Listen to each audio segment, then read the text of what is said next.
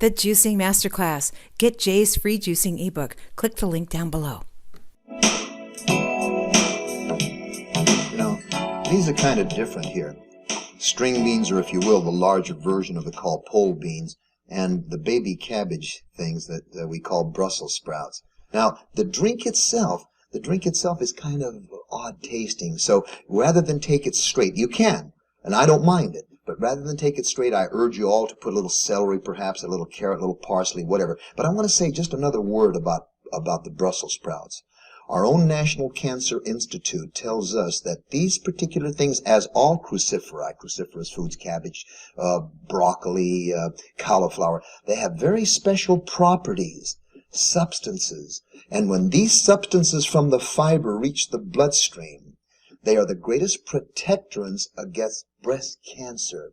They call the substance, it's an indole. They call it indole 3-carbinol. And also, it protects us against colorectal cancer. Now, I'll show you how easy it is to make this into juice.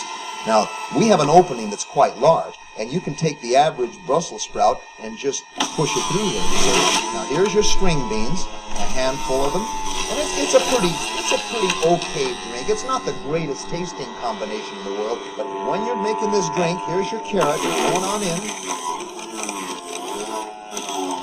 See, you can take the string beans and Brussels sprouts singularly if you want to, but I prefer that you make it a little more tasty, a little more palatable by adding some carrot. You can put a piece of green bell pepper, a little parsley, maybe a piece of a radish, or whatever, you see, to make it taste a little better. I always like to add to this a little bit of carrot and a rib, or if you will, a stalk of celery.